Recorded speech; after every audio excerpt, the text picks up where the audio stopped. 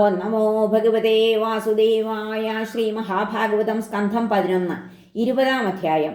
ഭക്തിയാദി യോഗത്രയ നിരൂപണം. ഉദ്ധവൻ പറഞ്ഞു, നിന്റെ കൽപ്പനയാണീശാവേദം വിധി നിഷേധവും ഗുണവും കർമാശ്രിതമാണരവിന്ദാക്ഷ ദോഷവും വർണ്ണാശ്രമ വിഭേദത്താൽ പ്രതിലോമാനുലോമജം ദ്രവ്യദേശ വയക്കാലങ്ങളും സ്വർണരകങ്ങളും ഗുണദോഷം ഗണിക്കാത്ത നിഷേധവിധി ലക്ഷണം പറഞ്ഞു നീ. അതോർക്കാത്തോർ മോക്ഷം പ്രാപിപ്പതെങ്ങനെ? പിതൃദേവനരർക്കൊക്കെ നിൻ വേദം കൺകളീശ്വര. സാധ്യസാധന രംഗത്തിൽ ശ്രേയസ്സിഹപരങ്ങളിൽ ഉണ്ടായി വേദത്തിൽ നിന്നി ഗുണദോഷങ്ങൾ. ആകയാൽ അതില്ലെന്നിപ്പോഴോതുന്ന വേദം മേ ഭ്രമഹേതുകം ഹരേ. ഭഗവാൻ പറഞ്ഞു, ഓതേ ഞാൻ 3 യോഗങ്ങൾ മർത്യശ്രേയോഭിവാഞ്ചയാൽ. ജ്ഞാനം കർമ്മം ഭക്തി എങ്ങുമില്ല മറ്റൊരു മാർഗവും. ജ്ഞാനയോഗം വിരക്തന്നു ചേരും കർമ്മം ത്യജിക്കയാൽ. കാമിയാം അവിരക്തന്നു ചേരുന്നു കർമ്മയോഗവും. യദൃച്ഛയാമൽക്കഥയിൽ നിർലീനൻ സ്വീകരിക്കണം ഭക്തിമാർഗം.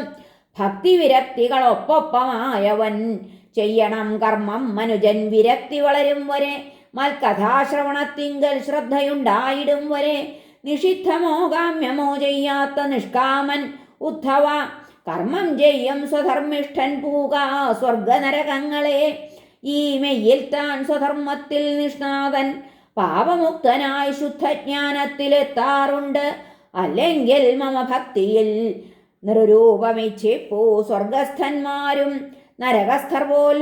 അവർക്കസാധ്യമാം ജ്ഞാനഭക്തിപ്രദമതാകയാൽ. എങ്കിൽ സ്വർണരകപ്രാപ്തിയാശിക്കൊല്ല വിവേകവാൻ. നൃലോകവും കാമ്യമല്ല ദേഹാഹങ്കാരഹേതുവാൽ. പുരുഷാർത്ഥപ്രദം മൃത്യുബദ്ധം വാഴ്വെന്നറിഞ്ഞവൻ യത്നിക്കണം മൃത്യുവിൻ മുമ്പാ നിത്യതയിലെത്തുവാൻ.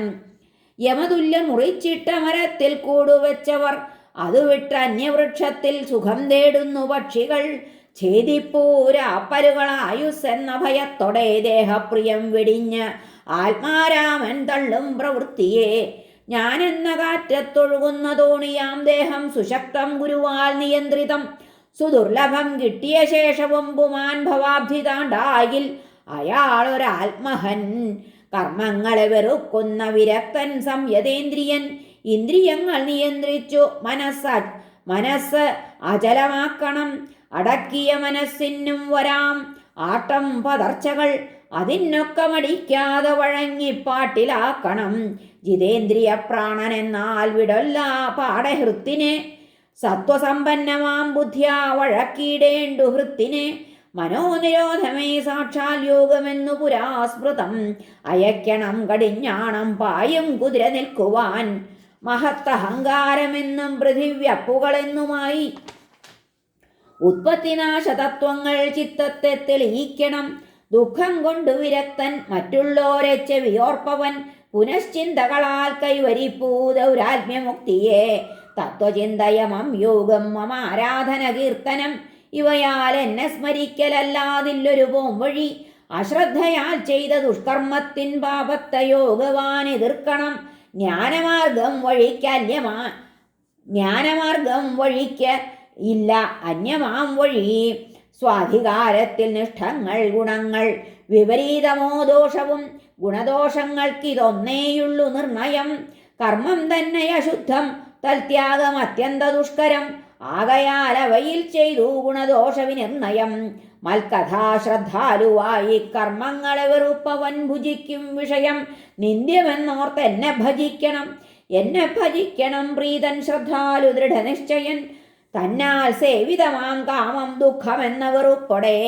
എന്നെ സദാ മുൻപറഞ്ഞ ഭക്തിയോഗാൽ ഭജിക്കുകിൽ ഹൃദി ഞാൻ ശോഭിക്കമൂലം നശിക്കും സർവകാമവും. പൊട്ടുന്നു ഹൃദയഗ്രന്ഥി എന്നെ സർവത്ര കാണുകയാൽ. ക്ഷയിച്ചിടുന്നു കർമ്മങ്ങൾ തീരുന്നു സർവശങ്കയും. മൽഭക്തിയുക്തൻ അതിനാൽ നിത്യമെന്നെ നിനക്കയാൽ. ജ്ഞാനവൈരാഗ്യങ്ങൾ എന്നെ നേടും ശ്രേയസ്സശേഷവും. ജ്ഞാനവൈരാഗ്യങ്ങൾ തപം യോഗം ദാനാദിധർമ്മവും.